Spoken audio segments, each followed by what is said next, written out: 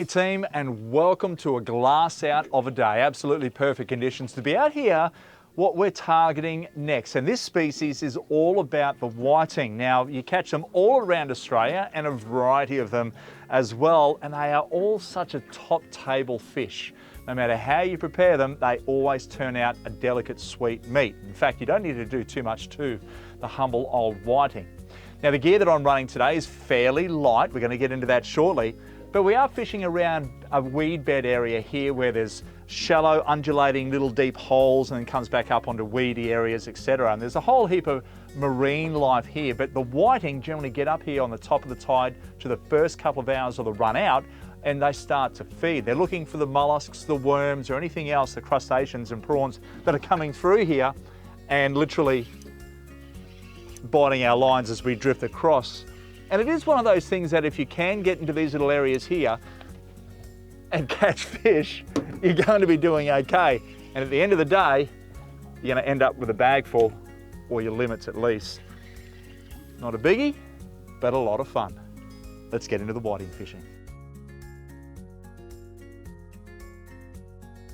So the gear that I'm running out here is combined of a dual 1 to 3 kilo outfit and a little Sustain 2500 HG. So it's a super light outfit, and I absolutely love it because the fish we're targeting aren't really big. We're catching whiting. You'll get the odd big one. You might catch a couple at a time because we are using a Paternoster rig. Now the rig consists of, I've got 6 pound fluorocarbon leader. It's fairly light, and I've got a very small size 4 bait keeper hook on there. And down the bottom, I'm keeping my sinker, as you can see there. So that sinker there, it's only about a size 2 ball sinker, and that's enough. I've got a couple of hooks running on this. Now the bait that I'm using is just a piece of squid. Nothing too fancy at all. And all I'm going to do here is not thread it on like a worm, but just push the bait through the shank of the hook, around that shank, back down, just so it hangs like so. And that's it. To do my Paternoster rig, when you do your loops, I've just cut one of the loops off one of the arms, so that way the bait's going to hang down. We've got 2 baits on here, the sinker down the bottom. Looks like we've just pulled up on the spot. Let's get our line into the water. That's where you need a mate to be out here with you. Look at that, just a beautiful whiting. Now my hands, I've got big mitts, right? A lot of people say, and the hardest thing is when you've got big mitts is that the fish could be a big fish and your mitts make it look small. That's a big fish. Because why? It's got big mitts.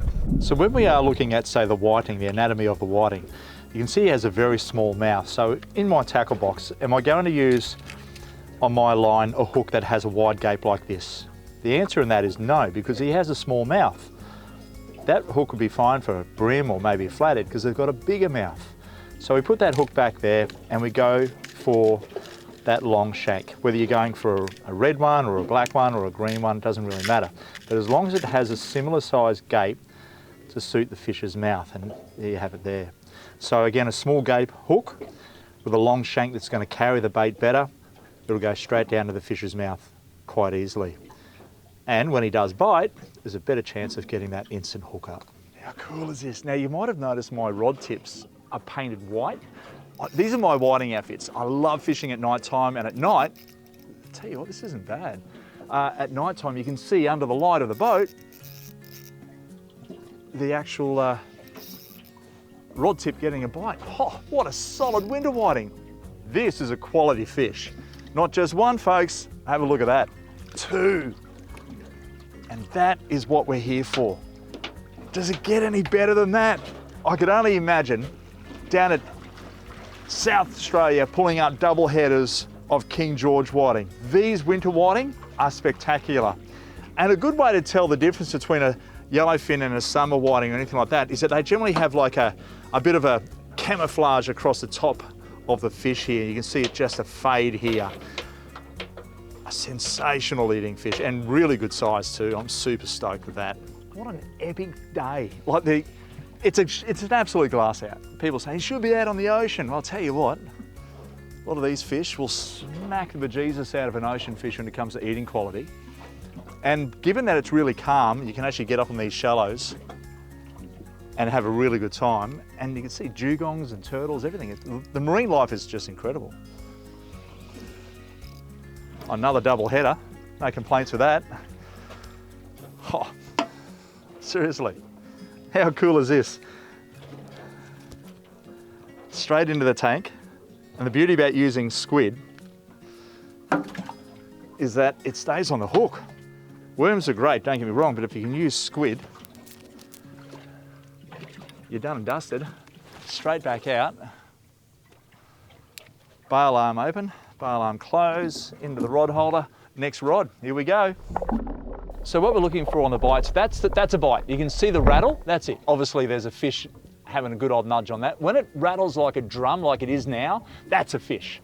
The other one's a fish too. But when it's just bouncing across the bottom and it's not doing too much, that's the sinker catching onto the weed, or maybe the hook's hitting the weed or getting stuck in a bit of a sandy rut, you know what I mean? So you really got to watch it. If you're not watching it, you're going to completely miss the bite. The bite is different to what the sinker is doing, just being dragged across the bottom. No matter what you're fishing for, whether it's whiting, brim, flathead, pearl perch, snapper, trout, whatever, there's going to be a difference in that bite on the rod tip. What the rod tip's going to show you, where you're not going to see it unless you're looking at it. That drum rattle is exactly what the whiting do. It certainly is a lot of fun. You know, I love my fishing, from offshore to estuary to just about everything. And of course, you can get out there and catch some whiting, a beautiful tasting fish on the table. I'll tell you what, your day started out pretty damn good. So there you have it, everyone. Catching whiting is a lot of fun. You, my friend, I'm gonna let you go for another day. I've got a few more baits to knock off before I finish up mine. But for you guys, here's some tips to get you underway the next time you venture out targeting whiting. Enjoy. So for my winter whiting gear, this is what I like to use, a 1 to 4 kilo spin combo, a little bit better than an overhead. 6-pound leader with a Paternoster rig. Remember to cut those loops off, and with the hook size 6. You're going to need 2 of them, long shank preferably. Strips of squid for your bait. Don't get it too chunky, just enough to cover the hook, and work those shallow weed beds, preferably on a tide change. And of course, thanks for watching Step Outside YouTube channel for lots of cooking and fishing action. Like, subscribe, and of course comment for more catches like this and cooking recipes.